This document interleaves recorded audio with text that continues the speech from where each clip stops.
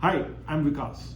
Today I'm going to make my very first YouTube video, and the reason I'm making this very first YouTube video and sharing it with you all is I want to share my opinion about the new iPhone 14.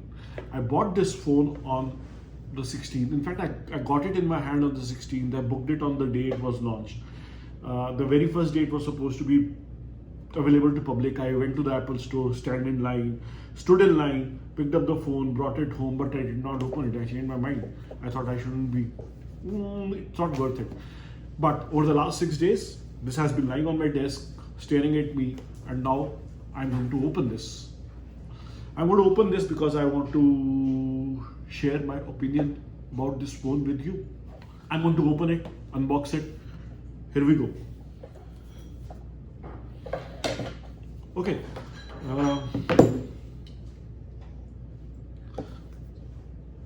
Here is my opinion. First of all, if you look at the packing, they made this packing a little bit thinner, which is great because they say they saved on the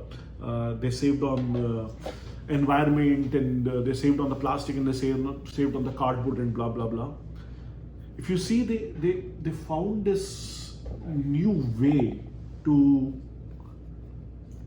unpeel it, something like the same that we find in a FedEx envelope or something like a UPS envelope, where you peel it so that you cannot repack it again.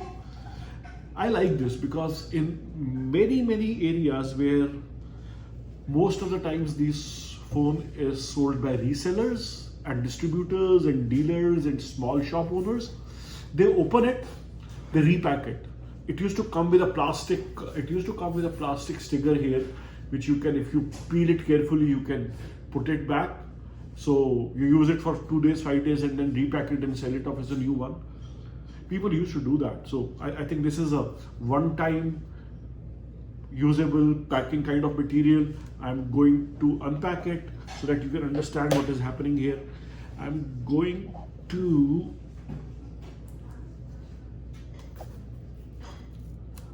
like this, and then from the other end too, you unpack it like this. You peel it off, and here is your new iPhone 14. Oh, they put it on the upside down.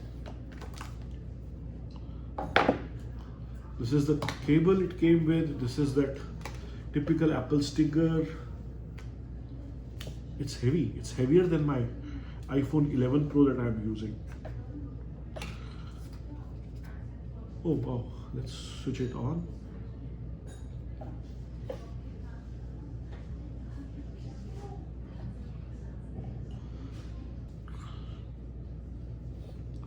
This is the phone, and this is the magic island that everybody is talking about. It says hello, swipe up. Okay, about this video, I've unpacked the phone. I'm going to use it. This is the case I bought. I like my phones to be a little protected. This is the case that I bought from the Apple store. I hope I bought the right size and it should fit. Yes, I did. There you go. So the reason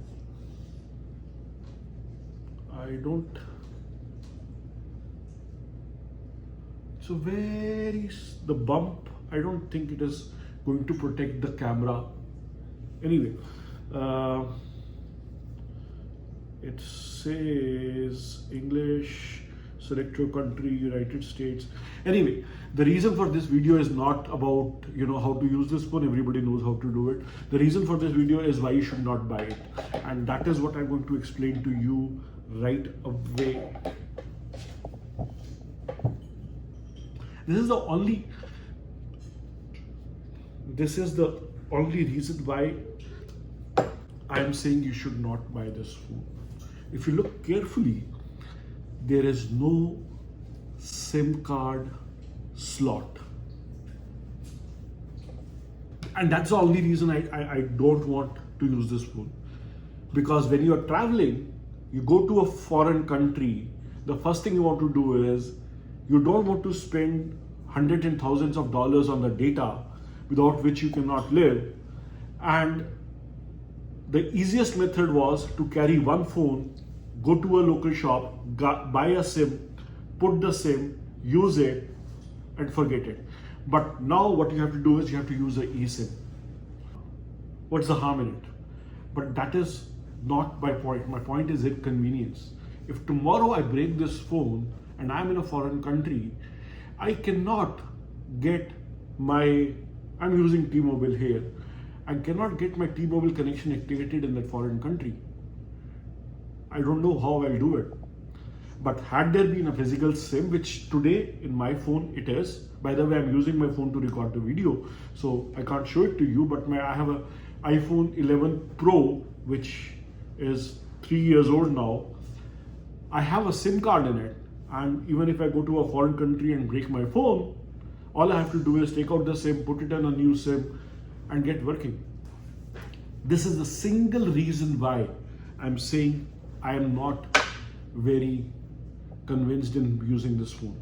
But as they say, the technology improves. This is a new feature, the eSIM. We are forced to use the eSIM. Why does it matter to have a physical SIM? You go to a foreign country and you do not have data roaming. To activate a new connection, a local connection, you require data, because you will scan, you will get a eSIM. You don't know, first of all, you don't know whether that foreign country has the facility of an eSIM or not. Not every country in the world has eSIM. You are in luck. The foreign country has an eSIM. Is it available at every store? Every small shop next to the airport, they are selling an eSIM? I don't know. I have to activate the eSIM on my new phone and I need data. Suppose I've broken the phone and I bought a new phone. My original data plan was with my carrier here in the United States, but that carrier is not working on the new phone. So how do I activate the local connection on this? So I think it is a catch-22 situation. To activate the new data plan, I need a data plan. Because I might have to download the app for that local service provider. That means to get data from a local service provider, I should have data on my phone. Plus, my Apple ID is tied to the US Apple Store. If I go to a country such as Nepal or Bangladesh or Brazil, I will have to switch to their local store. How will I switch to the local store without having data on my phone? So, first I have to find a service provider who has a eSIM facility. Then I have to go find how do I buy that connection. Then I have to go to a cyber cafe or some other place or some cafe to get Wi-Fi connection so that I can download their app. Once I download their app, I'll be able to activate their connection. So you see the catch-22 situation. To get a connection from a local country, I need a connection. And that's the only reason why I say this is not worth it. I even had a thought of going to Canada. Canada is like 6 hours, 7 hours from here. I thought I'll just drive to Canada, go to the Canada border, go to Canada, buy the iPhone 14 Pro with the SIM card and come back. That way, when I'm traveling, all I do is pop out the old SIM, the US SIM, put in the new SIM and be done with it. So that is my thought number one. Also spend what, $49 on this cover. And if you look at the cover, I don't know whether you can see it, it is not giving any major protection to the lens. It is not giving any major protection to the lens. I really wished it would give some kind of protection. It is, I think, by a fraction of a millimeter or a fraction of a or 1/10 of an inch, it is giving protection. It should give a little more protection. If you look at it, it is not giving much protection to the lens.